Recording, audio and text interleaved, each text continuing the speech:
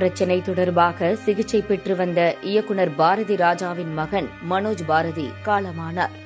அவரது திடீர் மறைவு தமிழ் திரையுலகையே சோகத்தில் ஆழ்த்தியுள்ளது.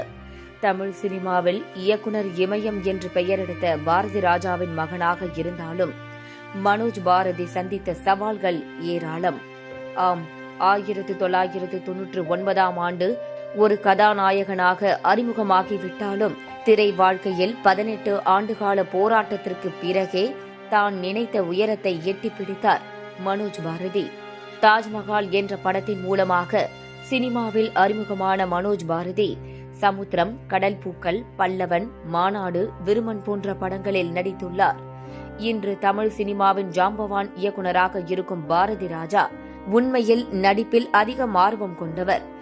ஏனோ சில காரணங்களால் அவரால் நடிக்க முடியாமல் போன நிலையில் மகன் மனோஜ் பாரதியை கதாநாயகனாக அறிமுகப்படுத்தினார் பாரதி ராஜா.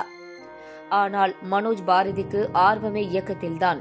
இயக்குநராக மாற வேண்டும் என்ற தனது ஆசையை அப்பாவிடம் சொன்னபோது, என்னால் தான் நடிக்க முடியவில்லை, நீயாவது நடித்து பெரிய ஆளாக வேண்டும், உன்னை பெரிய திரையில் பார்க்க வேண்டும், வெற்றி நாயகனாக வலம் வர வேண்டும் என்று கூறி நடிக்க வைத்துள்ளார் பாரதி ராஜா.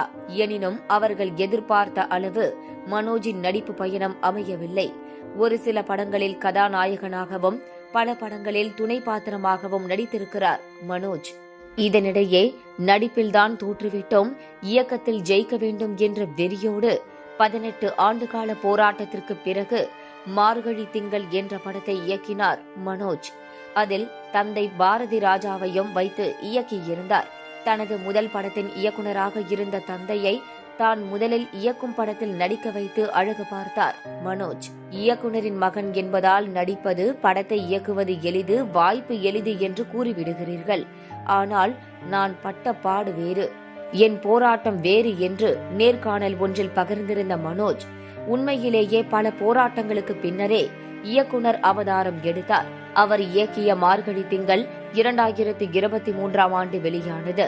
தனது வாழ்க்கையில் தூணாக நின்றது மனைவிதான் என்றும், அவர் இல்லை என்றால் என்றோ பைத்தியமாகி இருப்பேன் என்று கூறிய மனோஜ் இந்த மண்ணுலகை விட்டு மறைந்திருக்கிறார்.